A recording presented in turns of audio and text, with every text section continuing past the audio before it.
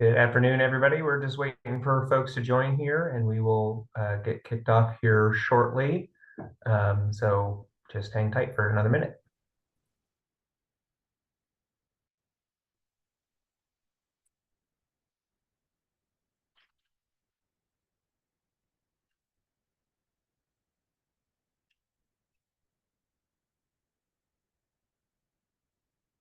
Sorry.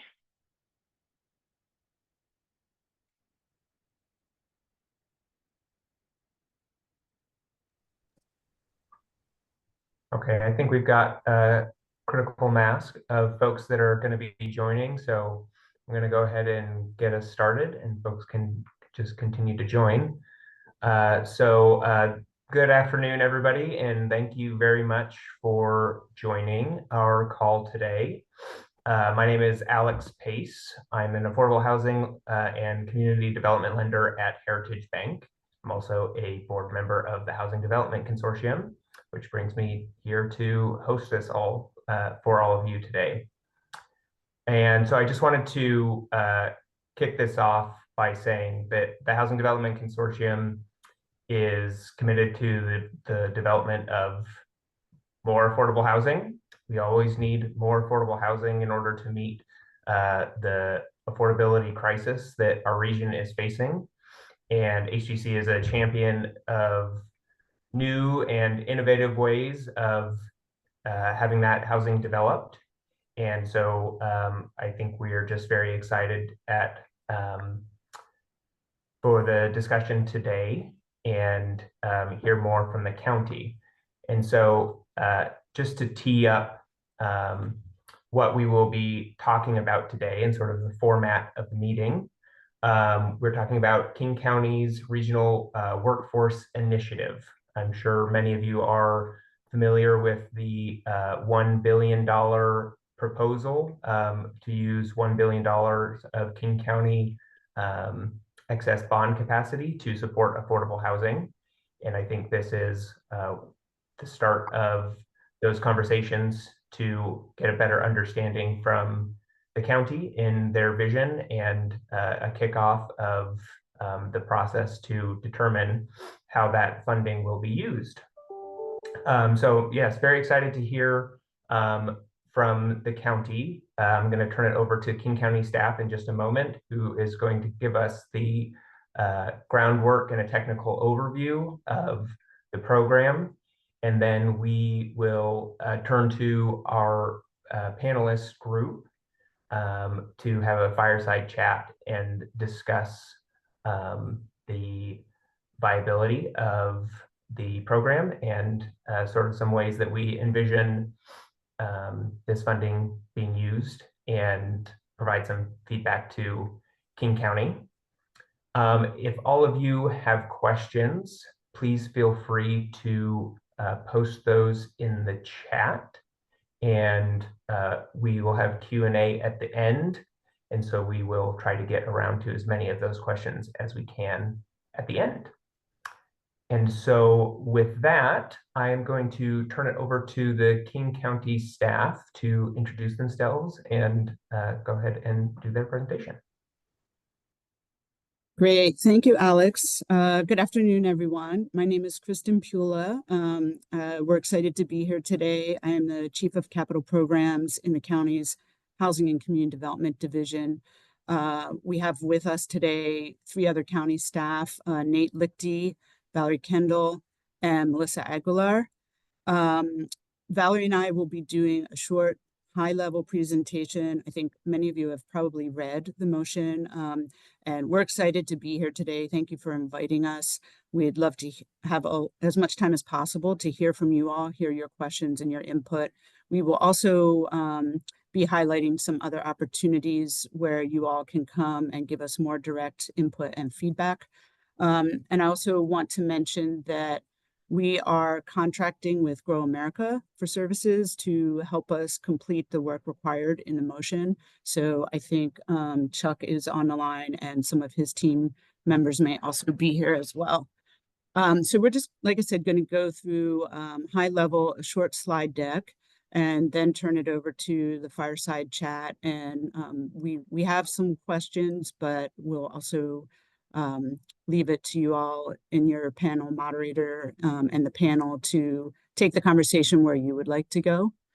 So if you could all hold your questions until that time, until we get through the slides, that would be great.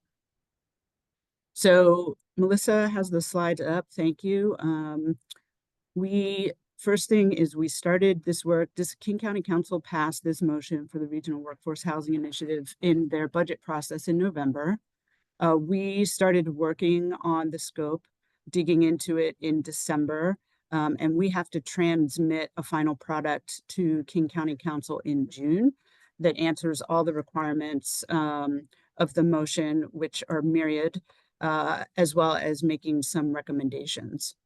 So this slide, we're just highlighting a couple of the high-level goals that the initiative sets forth, which is to produce housing that allows workers to reside closer to employment centers, to leverage King County's resources and our partnerships to create sustainable, affordable housing solutions, and to develop an implementation plan that would use at least $1 billion in county debt capacity to support workforce housing.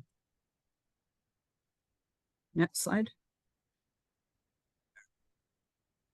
The implementation plan sets out really two main bodies of work. The first one is for us to look at options to use the county's debt capacity to partner with housing agencies and developers to provide permanently rent-restricted multi-unit housing. The second part asks us to look at how we could utilize the county's debt capacity to develop a construction loan fund, revolving construction loan fund for housing developers to support home ownership.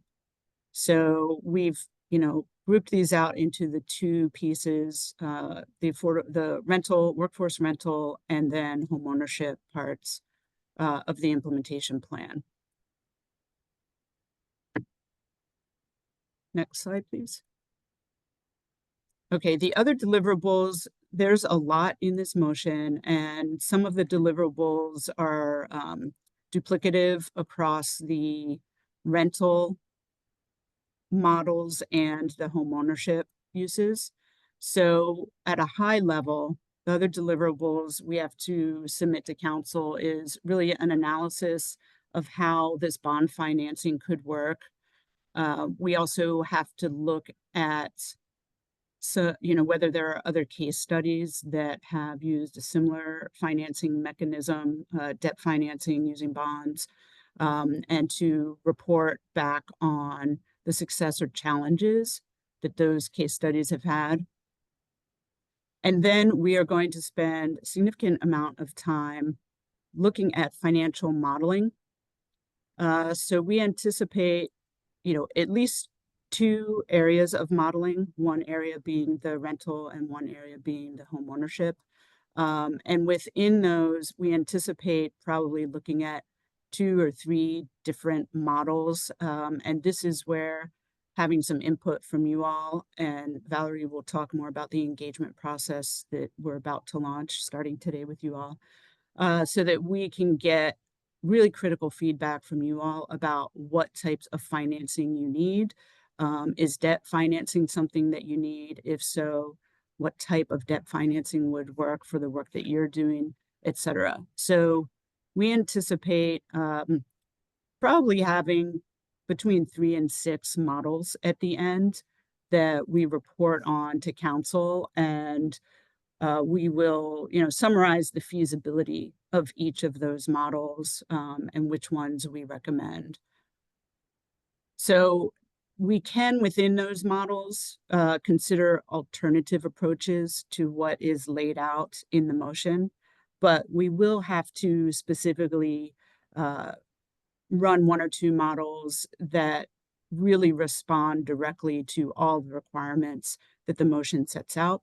But then we think we have, an opportunity, and this is where we want to hear from you all about what's needed out in the field in the work that you're doing, so that we could run some alternative approaches that could also be feasible using county bonds.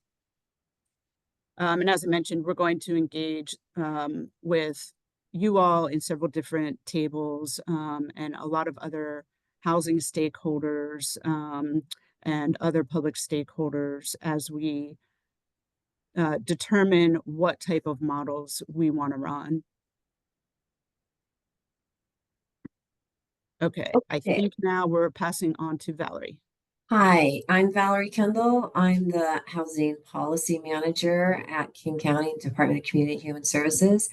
And my policy team is working really closely with Kristen and Nate and the Capital team to work on this. As Kristen alluded to, this is a major body of work on a very short timeline. So this is how we have basically scoped out our engagement. It's not limited to this. And but these are the big groups that the motion directed us to engage with, and also as we were scoping the work. So labor organizations, housing authorities, homeownership organizations, public funders, private equity lenders, housing developers, and community-based organizations. Right now, we have 6 topical meetings, and then in addition to that, we're doing informational interviews. And later on a later slide on this deck, we've listed out all the future meetings and the contact you can email for more information about those.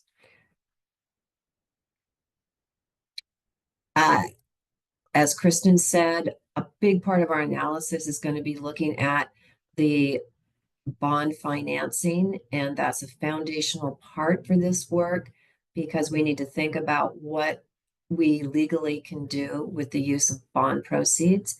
This primarily concerns the 4 topics on this slide: allowable uses, area medium income levels that may be served with the bond financing, maintaining King County's AAA bond rating, and then any additional requirements such as bond spend time. So we've engaged with Pacifica Legal to assist us with this legal analysis, and also the King County attorneys will be involved as well. Potential financial models is the next slide. The King County Staff Work Group and supporting consultants and Chuck from Grow America is here are reviewing a range of financial models. This includes, but is not limited to, credit enhancement. I think some of you are aware King County has a credit enhancement program now. Direct loans to developers, loans to intermediaries, or a combination of loans and grants. So this would be using this money and pairing it with some of our other traditional sources of funding. I'm going to hand it back to Kristen for more discussion of the analysis.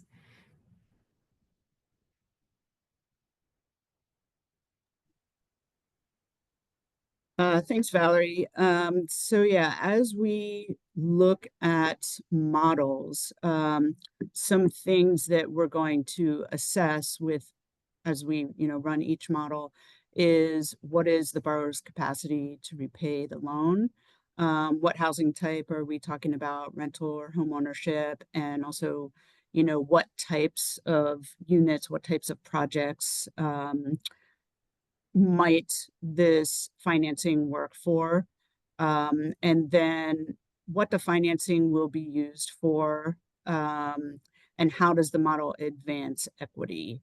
So again, there's more than this that we'll look at, but these are kind of the 4 high-level things that we'll look at for each model and have to talk about the feasibility. Next slide, please. Other considerations that the motion directs us to consider as we're doing this, and I refer to this really as a feasibility study. Yes, it's called an implementation plan, but for our work, we're really thinking about it as assessing the feasibility of what is set out in the motion and the feasibility of alternative approaches. So other things we have to consider are prevailing wages and labor impacts, design factors. Again, what types of units could we provide using the bond financing? What green building standards? We're interested to hear what you all, I think everyone's hitting ESDS, but maybe not everyone on this call is. What other green building standards might you all be meeting? That would be helpful to know. We also want to look at the question of acquisition rehab opportunities using these dollars versus new construction and or conversion of other types of buildings for affordable workforce housing. Next slide.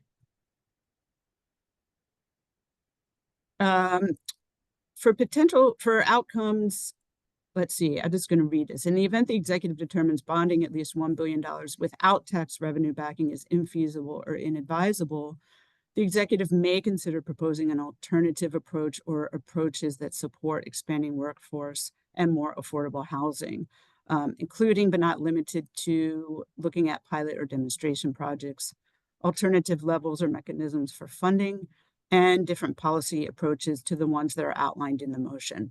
So this language is very important to us as we read the motion. Again, we will have to address and respond to the main requirements of the motion in terms of running one or two models that use the requirements in the motion. But then this language is where we think we have an opportunity to use input from you all and our thinking and our work with the consultant to look at some other models or approaches that may be more feasible, may take a different approach, and may consider, leveraging other public funds or leveraging other equity sources or the need for new equity sources in order to have feasible funding for new workforce housing.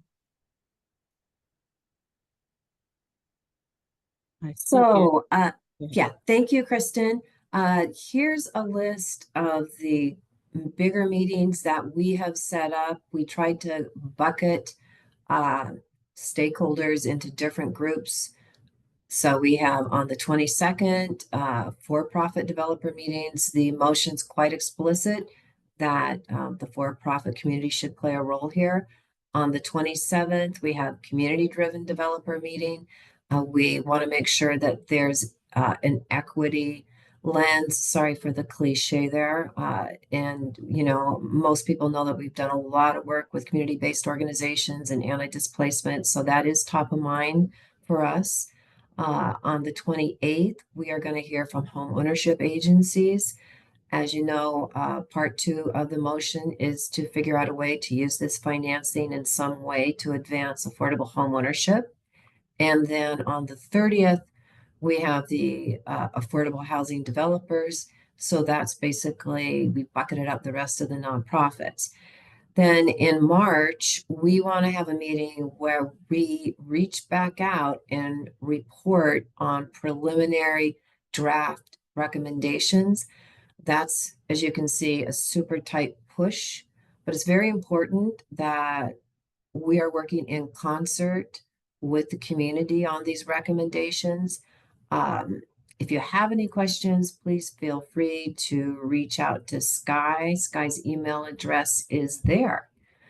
I think that takes us. Now we have the questions that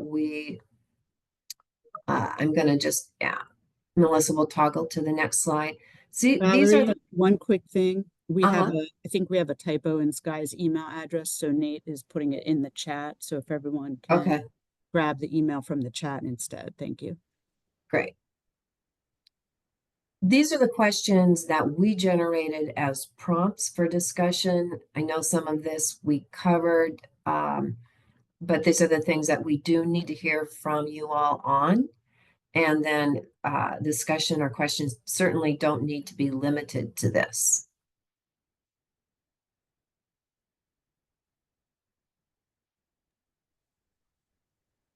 Okay, well, thank you very much to the King County staff for that presentation. I think with that, we are going to move to our fireside chat to address some of these questions. So I'll just introduce our panelists by name here, but feel free to introduce yourselves and provide your background. So we have Brian, Lloyd, Michelle, Morlan, and is Conor here too? There he is, Conor Hansen. So maybe we can just turn it over to the three of you for brief introductions. I'm sure most of the folks on the call know you. Sure. Hi, everybody. I'm Brian Lloyd. I work with Beacon Development Group, and we're an affordable housing development consultant working in Washington and along the West Coast. And good afternoon, everyone. My name is Conor Hansen. I'm the managing principal of affordable housing for SRM Development. SRM, we're a vertically integrated developer focusing on market rate, senior housing, and affordable housing. And from San Diego to Seattle, but my focus has been on workforce housing in the region in the last few years. And we've accomplished about just under 1,000 units, between 50 to 100% AMI in the last 2 years. Hi everyone, Michelle Morlan. I'm founder and principal of Lotus Development Partners. We are a development consultant working in Washington State for nonprofit clients, primarily doing supportive housing, behavioral health care, and healthcare development, but also family housing, really primarily focused on 60% AMI and below. So my team has done a number of projects that are, borderline workforce, but not necessarily workforce housing as we define it. But I have a background in finance of other types of projects, which do include workforce housing. So I'm happy to join the conversation and contribute from that perspective. Great. Thank you all.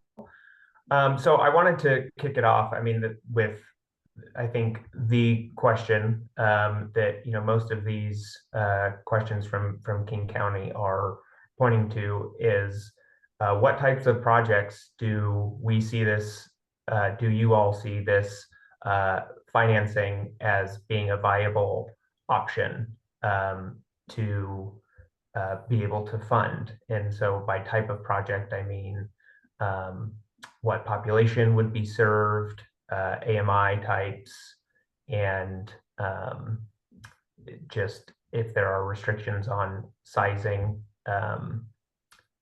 how you would be impacted by this financing.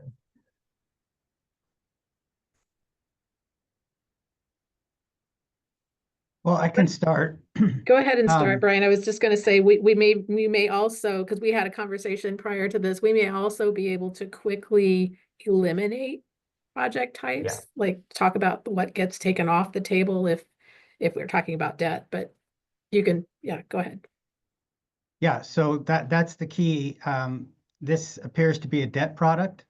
And so if it's a debt product, it can have an impact, but on a certain type of project. In other words, a project that has debt or can support debt, and that tends to be the higher income project. So in our preparation for this, Michelle and Conor and I were talking, and most of what we do, like Michelle, is 60 and below and may have some debt. The lower the income target, the less debt there will be, and therefore the less impact a lower cost or more accessible debt product can have. Now, it's always great to have lower cost debt and more accessible debt. And, we can circle back to what those mean later.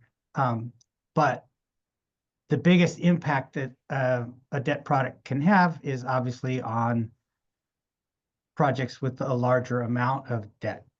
So maybe Conor can talk a little bit more about the workforce housing that he sees at 60 and above and how this can play a role there. Yeah. So Michelle, did you have anything you wanted to say? Okay. No, go for it. So just so the whole call knows that this was the first time that Brian, Michelle, and Alex and I saw those slides. So we're kind of reacting to this with all of you. So my initial question coming into this conversation is this program about creating as many units to the market as possible, or is it about a certain level of AMIs to subsidize, right? So if you want to create supply in the market up to 120% AMI, which I believe is what the threshold is here, then I think there's the debt program in a subordinate position would probably be the most beneficial. But if it's about lower AMIs, that makes it even harder to service those debt payments. And then new construction and acquisitions is a completely different calculus. So I think, you know, this is kind of my opening statement here. Right now, the market is very challenging. Our market rate team at SRM, we have about 12 to 1,500 units in the Puget Sound that are ready to start, of market rate units, I should say, that are ready to start that can't start for a number of reasons. The 10-year Treasury was at a 1-year high yesterday. So interest, you know, the Fed is cutting rates, but the retail rate is not being cut. It's going up. So it's very challenging to start new construction projects at the moment. There's also going to be a lot of people that are forced to transact this year. There's you know, a lot of people are kind of punting in the last year or two on their existing deals. And there's only so much more punting that can happen. So in terms of like bang for your buck and putting that money to work, I think there's acquisitions is a really good way to deploy those funds. $1 billion, I don't know if that's possible, but that's just my kind of 2 cents on the market. And then my last statement, opening statement here is, if this is really about the supply, you know, this debt product could replace private equity in some of these deals. So right now, you know, on a market rate construction project, you get about a 65% loan to value loan, and the rest is private equity. And that private equity demands between 6 and 8% cash on cash return, 2.5 to 3 equity multiple, and then about a 12 to 15% internal rate of return. So those are high numbers. Those are high metrics to achieve right now with costs and interest rates. So that private equity could be replaced with subordinate debt at, let's call it, I don't know what your rate you're charging, but you know, 4 or 5%. And so that delta or that arbitrage that you're capturing from private equity to debt could really get a lot of projects that are on the sidelines up and going. Just to follow up on that, though, I think the challenge is that if there's a model like that is at a high, so I mean, I think 2 takeaways right away from what the 3 of us have just started by saying is that this is really only going to benefit projects that can support debt. I don't see this being something that the county's going to be able to create a brand new subsidy program to subsidize its own debt, and it makes no sense. It wouldn't make really any sense to do that. Second, that the types of projects, if we're talking about production of units, and I do think I saw somewhere that maximizing the unit production is a goal, right? Kristen's nodding. Yep, we are in a crisis. So if we're talking about maximizing the production, then I think considering both new construction, which takes 2 to 4 years, and acquisition, and maybe flipping that, as Connor's saying, does that could make a lot of sense right now. So really keeping both of those options on the table. But then I just want to introduce another thought there, and that is, if we're talking about debt and we're talking about projects that already come with debt, this has to be subordinate debt. We're assuming that you're okay with that, but that absolutely has to be sort of top of mind, big, you know, marquee, top of the, yeah, everybody would have to understand that this would be subordinate. And then I think it would come down to underwriting and really understanding what your risk is as a subordinate lender on projects that have already been underwritten for the you know, the first debt. So whether that's an acquisition project or new construction, I do think that that's going to be something that's really important for the county to drill down on as you're looking at how to place you know, county-backed debt into these projects. So going off that, if I could, Alex, and then I'll be quiet and give you the floor again. That what Michelle said is such a crux to this challenge is what is the county's appetite for risk? I've heard and I've seen the idea that the county doesn't want to impact its bond rating. It's got AAA a rating. All of the projects that we do don't fit AAA rating, right? I mean, even King County Housing Authority, one of the strongest organizations in this community, has a AA rating. Other very strong nonprofits have not been able to access the existing King County credit enhancement program because they're not strong enough.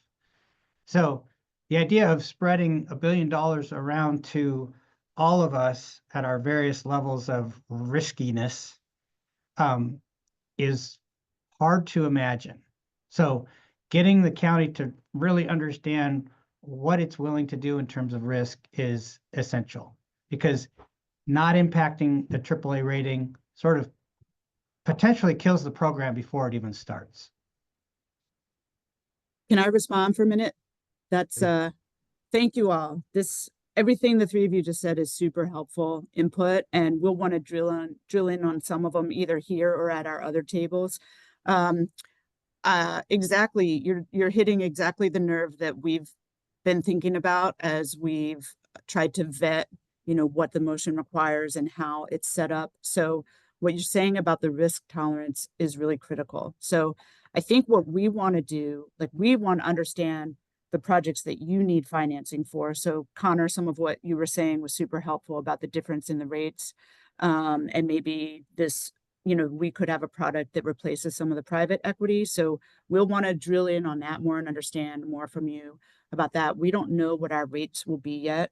So as part of our next steps, we're going to work with Grow America. And then, we have our attorneys, our bond attorneys. We're going to be working closely with them to understand, and our budget office, to get a range of what we think our rates would be. On the risk thing, that's exactly what you're saying. We want to be able, for any model that we're modeling, we're going to have a risk analysis. And so what we need to hear from you is what you've started saying, that it's going to be riskier for a lot of the projects you all are the type of work that you're doing. We'll need you to help us, segment out some types of projects, I think, so that we can narrow down and land on some models we can run. And then, when we do our final report, we're going to have, like I said, probably, I'm guessing we're going to have 6 models. Chuck can throw his hands in the air on this call, but I think we're probably going to have at least 6 models. And so they're going to be varying degrees of risk and the trade-offs of what we can get. So Michelle, yes, what we're reading in the motion, absolutely. Council wants to hear how many units we could get, whether that's new units or acquisition. So thank you for the pieces you've been saying about acquisition, and that might be this debt product or products could be better used for acquisition. We want to dig into that. So our role and our task is to accurately reflect what the needs are in the market, and what your needs, so including what your needs are as both nonprofit developers and for-profit market rate developers, and then trying to figure out several different models with several different options that we could potentially have here, and what the trade-offs are between what types of units we could get and the types of risk that we could take. So we don't have the answers yet, but the things that you're starting to surface are things that we've started thinking about, but we will need some more, detailed input from you all so that we can narrow things down and run some models. And so for risk, we'll probably need to understand a little bit more from you all with the types of projects you're running. Yes, the motion does say with limited risk, or whatever the phrasing was, to the county's bond rating, but we all know there's going to be some risk in doing this type of a product. So it's going to be our job to kind of flesh out what's the level of risk, and then to make a recommendation, is this worth it is this risk worth it to get the units that we need, we need to support, that you all are doing and that we need in the market? Thanks, Kristen. Conor, I had one follow-up question for you. You mentioned that there's a number of projects that are on the sidelines now, not able to pencil anymore for a variety of reasons. And I was just curious if, since I'm a banker, if talking about the interest rate, how much of the issue of project not penciling is just related to rates being higher, and how much of that could be bought down with the subordinate debt of King County, assuming that the rate is favorable enough to make that make sense, and does that make these projects work to some extent? I have a few responses to that. So it's, as Brian noted, I agree with Brian's comment earlier that if this should be a subordinate debt product, and reason being is there's already those senior lenders out there that we can leverage, right? So you don't want to waste your $1 billion on loans that already exist in the marketplace. So this would go behind those. So that's where the leverage happens.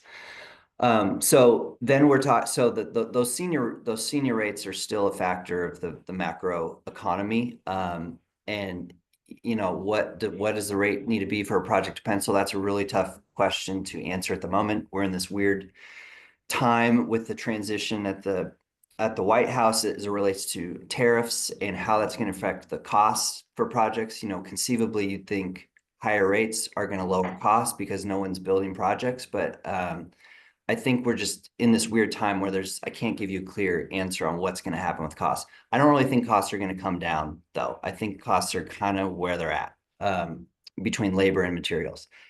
I would also say, but back to your question of, the private equity is there, and I already kind of said what those returns need to be, and we're not seeing any wavering in those returns at all. I mean, it's really about risk reward, right? Why would I put my money in a real estate project when I can get 5-6% with no risk at a treasury or a bond or whatever, money market or whatever.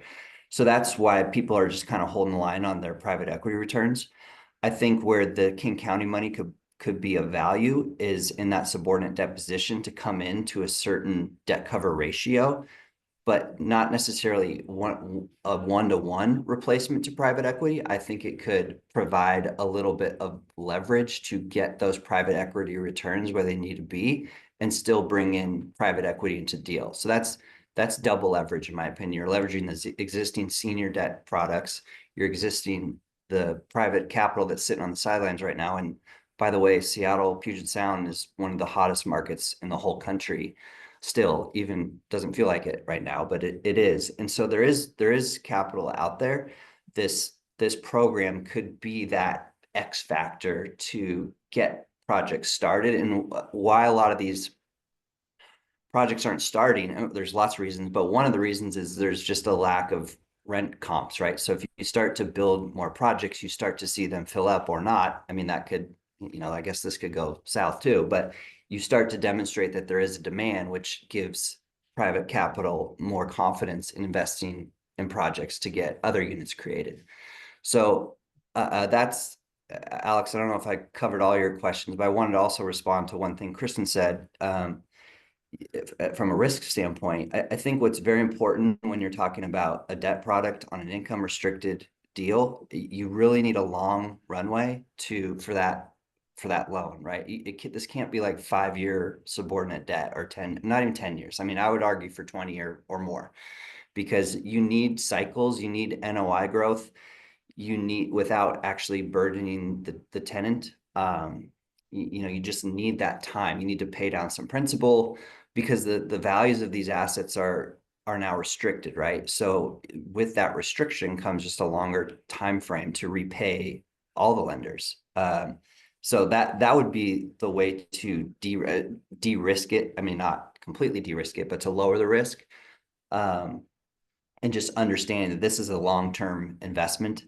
And sorry, I'm bouncing around. One other thing I would say is I want to be clear of my position on this. I support both acquisitions and new constructions.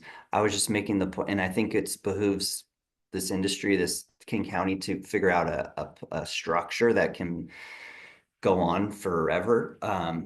But right now, it costs 500,000 a unit to build a building, where you could go buy a building for 300,000 a unit. I mean, I'm using big numbers, but I'm trying to make a point that those are the cost difference. But if we're doing income restricted housing, the rents are the rents. It doesn't matter where the location is. And so that cost difference is that's just all just eating up costs. There's no extra value there. So that's why I'm arguing that acquisitions would maybe be a good place to start, because people have some loans.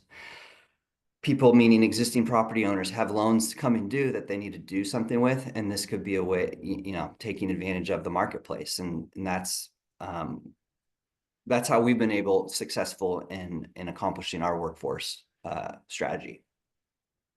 Another thing, and then I know there's a hand up, but another thing about what Conor's saying is that acquisitions have a track record. Like when you look at acquiring a project, you can look at how it's been performing over the last, over its history. So that would, as Conor said, de-risk the investment, because you're not investing in something brand new that's less tested. You're investing something that has been operating and hopefully has been showing its place in the market. Yeah, good point. So I see Sakar. Oh, Alex, I know you're facilitating, but I also noted that Eddie had a question or two, several in the chat too. So just maybe we can share these around. Yep, we can circle through. Go ahead, Sagir, you had your hand up. Thank you, Alex, and thanks, Michelle. I'm Sahar Amini. I'm the Advocacy and Policy Manager at Habitat for Humanity. Really appreciate this opportunity and all the information you've provided so far. I would really appreciate some context around how you're approaching the homeownership aspect of this motion. They were two separate parts, and there are different considerations for each of them. So would you elaborate a little bit on the homeownership aspect of it, and just generally on how you're planning to approach it? Because some of the things that we've discussed doesn't really apply to a degree to homeownership. So I'm just trying to better understand how you're approaching it so far. Yeah, thank you, Sahar. We are setting up a separate table for homeownership feedback. So again, we'll make sure you have all the dates. But you're right, it's a different requirements, different approach with the homeownership. So it's the motion specifically talks about setting up construction loan, revolving construction loan, construction financing for homeownership. So again, we want to hear from homeownership agencies. Is that something that you think would be of value? If so, what type of product would be of value to you, or is that not something that you need? If it is a need, we want to get into the details of, again, rates, terms, what's the financing that you need, and what types of units are you producing for whom? I should say, related to this and some of the other questions with our budget office and our legal, they're going to be looking at AMI levels and whether our bonds can go above 80% AMI or not. So we don't have that answer yet. And so we're looking, we're open, we're looking at everything. And I imagine there could be a model for home ownership and for rental acquisition that says, hey, these debt products could work for these specific types of projects. Could be a home ownership, could be rental, going up to whatever percent AMI that it would need to go up to be feasible. So that's one approach we could take in modeling. We will have to answer, like I said, all the requirements. But when we model with Chuck, after we do a lot of the engagement and we have like 5 or 6 models identified, if they're all saying, hey, this bond product won't produce the units, or it's going to be highly risky. Again, we want to show some other, like we want to include in the report what is needed in the marketplace to get the units that you all are producing. And to say, hey, this model, you know, as we're just talking, hey, maybe it has a couple of products that could work in this way, and then be able to clearly say, these are the units it would generate, and these are the units or projects or products it could not work for. So that's very clear, you know, what the range of debt products could be used if they have certain interest rates, if there are certain terms, certain whatever, so that we can lay out the limitations and the opportunities for a debt product. And then frankly, we also want to hear from you all about what the other financing that you need to make your projects work. Because I do think we have an opportunity to say, you know, if we say, hey, and this is, sorry, Sarah, this is more on the rental side, but if you all are saying to do your projects, you typically need 40% equity, whatever the number is, you know, tell us that information, because that's going to be helpful to us in laying out kind of the limitations of a strictly a debt product. So Sahar, we'll make sure you're on the list for the home ownership. But if you'd like to say more here right now about whether you think a revolving construction loan product is needed, if you have thoughts about that, we're open to hearing that now as well. Thank you so much for all that information. So for the revolving construction loan, we actually strongly advocated for that to be included in the motion. Okay. So we were directly in touch with the with Councilmember Zahalai's office, with other council members' offices as well. I had individual meetings with all of them just to explain where we were coming from, and it was something that seemed as feasible, and it was later added to the motion. So we're very excited for that opportunity. Now, the nitty-gritty of it and all the other questions you brought up, I look forward to. I already have the January 28th on my calendar. So I will be sure to continue to be in touch with all of you, and thank you again for all your hard work. Great, thank you. We look forward to digging into more of the details with you. Thank you. Alex, I'd like to pick up on something Kristen was saying and something that was in the slide deck. So you're asking what do you need? What do we need for this tool or these tools to help make our projects possible? So I think we heard from Conor about some ways that could make the projects he's working on possible.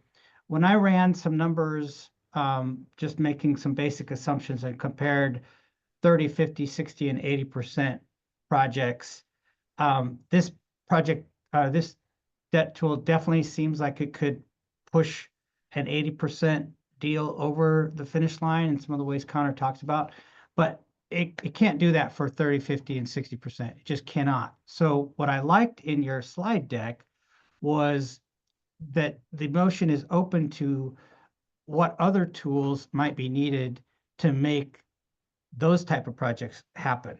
And you know, if a 50% in this model that I did, this 100-unit 50% deal could support, you know, $7-8 million of debt, lowering the cost of that debt by 1.5 points could save the project $1 million, but there's still a gap of, you know, $10+ million after assuming what's sort of normal in terms of public subsidy.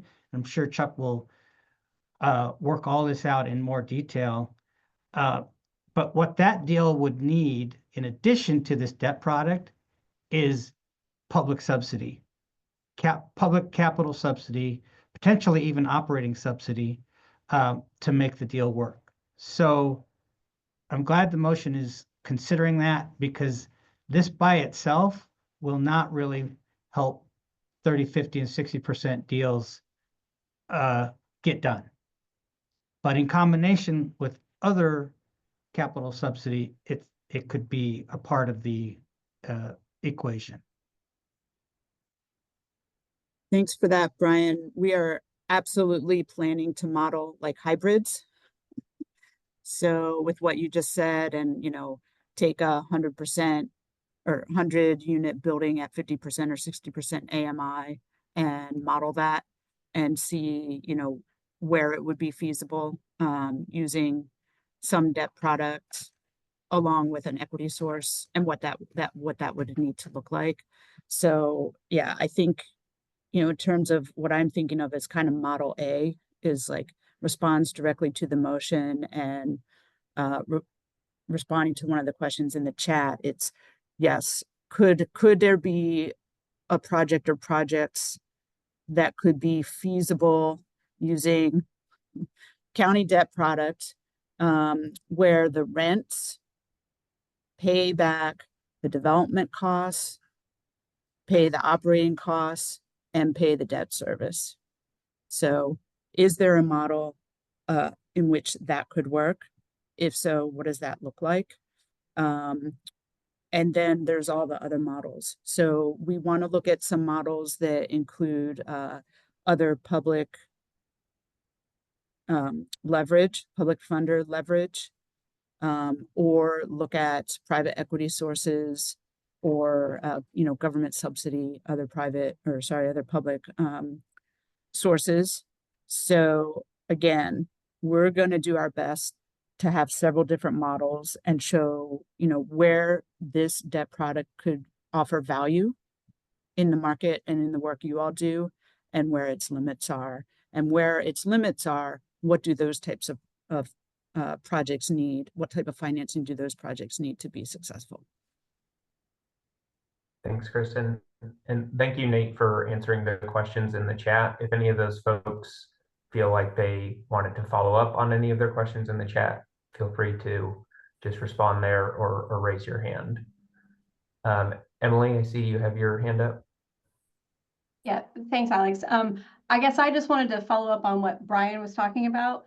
I'm feeling a lot of deja vu in this conversation from a couple years ago, and Tori, who I think is on the call, was doing almost this exact set of body of work for the impact fund, and then Amazon popped up and did probably similar work, but behind the scenes. So there is a large body of data that you could mine if you asked.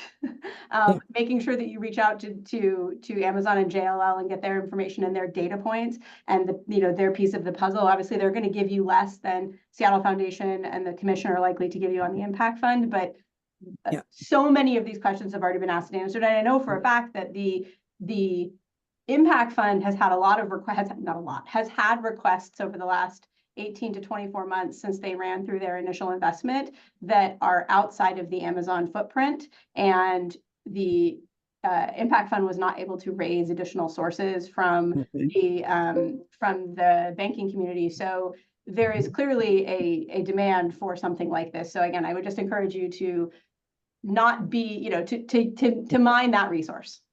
Thank you, Emily. We do have all those people you just named on our list. We just didn't include in the slides and hadn't said it yet, but thank you. We know that a lot of people have done a lot of work on these questions, and we certainly want to build on that and not start from ground zero. So thank you. Yeah, no problem. I did want to I wanted to float another question here back to you, Kristen, that doesn't actually need to be addressed and answered here, but it does have to do with just the mechanisms that the county will actually use to create, this capacity. And, yes, it's using its bonding capacity, but that could take a lot of different forms. So I just wondered, is this going to be something that is actually a GO bond? Is this going to be something that is going to be like a private activity type bond? If it's going to be that, is it going to have, I mean, I guess for that the source, and then what would be the process of approval within the council or county to have to be able to create the source and the program.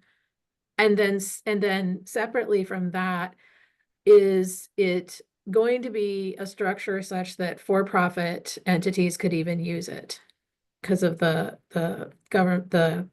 constitutional prohibition on lending for-profit entities? Good questions. We do not have the answers to those yet, but we've had some initial, conversations with our legal, our bond counsel, both internal, and Pacifica is our external bond counsel. And they are looking at those questions. They will give us some feedback on constraints. What we want to know from them is what are all the options. So what you said about geo bonds, we've kind of been assuming that there'll be geo bonds, but that has not been, we have not landed on that. And what was the second part of your question? And for-profits, would for-profits and even be for-profits. farmers? Yeah, so that is a great question. We don't know the answer to this yet, but council is looking at, whether these could be used for market rate, above 80% AMI.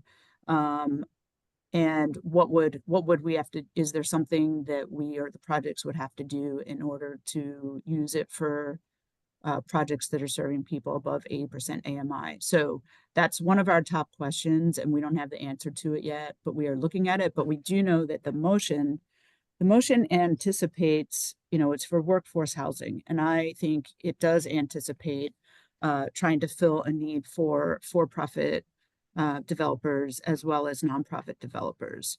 So all I can say is we are working with the legal team to identify where there's what I would call really rigid barriers and where there's room for some options and possibly some flexibility. And then again, we will reflect that in our report. So our report might say, we absolutely cannot do X, but Y we might be able to do, and Y I'm thinking some units above 80%. Again, I don't know where that's going to land, but we are looking at, and we've asked council to start looking at cases for going above 80% AMI if that is going to be an option. Thanks, Kristen. And I just had one more question. We've got 3 minutes left here, but I had a question for our panelists. So part of this initiative includes the desire to keep rents the same for the duration of the project. So I wanted to just ask that question of the panelists of how is that feasible? What subsidy would be needed in order for that to be achieved? And the other side of that is to the county of how strict of a requirement is that, and are the other subsidies that would be needed to make that feasible available? So panelists, we'll start with you. Your thoughts. You want to respond with your flippant your flippant response that you gave, which was very practical? My response is if you want us to control rents, then we also need you to help control costs, which I know you can't do that. So I mean, insurance is up 400% year over year. Utilities are getting more expensive. People are, all of our property managers need raises because they can't afford to live here either. So I mean, it's really not, oh, rent increases, the developer or property owners getting richer. It's about just maintaining and stabilizing the asset, right? So my personal opinion is I just think that's so much brain damage to try to figure out a structure where those units are the people that move in don't have a static rent for the whole duration of the loan. I don't know if that's that's being suggested, but it's just very challenging in the world we're living in right now, where everything is out of control. And as the building owner, we have obligations to pay we're the last to get paid. So, and we're just trying to keep up right now. In a way, it sort of makes sense that if debt is flatline over time, then why can't rents be a flat line over time? And yeah, if those were the only two variables, but there are costs that increase over time. So if that were a requirement of the county, then somebody would have to come in with an annual increasing subsidy to cover that growing part of the operating costs. We super appreciate that feedback, and we are going to, load a model with some assumptions on operating costs and have a inflation.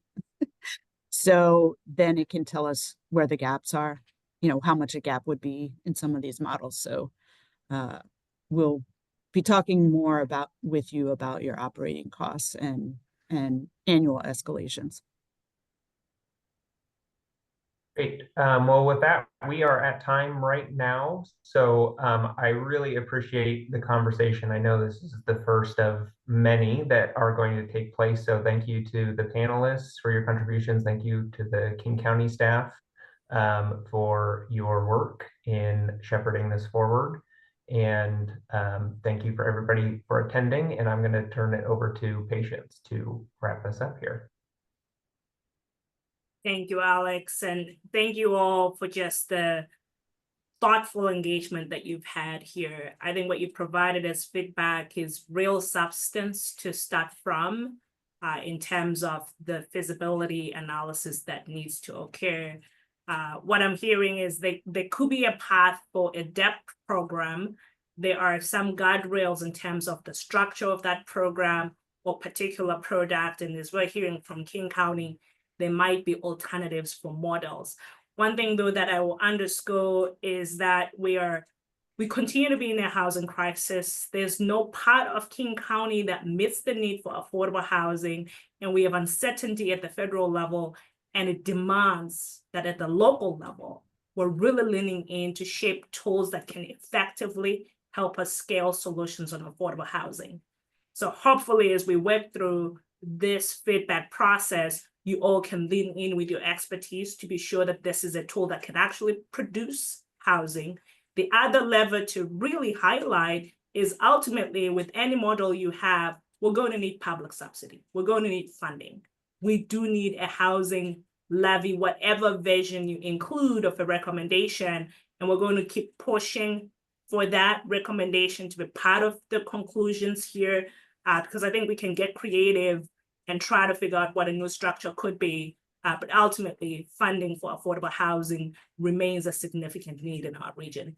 So with that, looking forward to working with all of you in shaping this and getting it to the finish line, and see you at the next HGC convening. Thanks, everybody.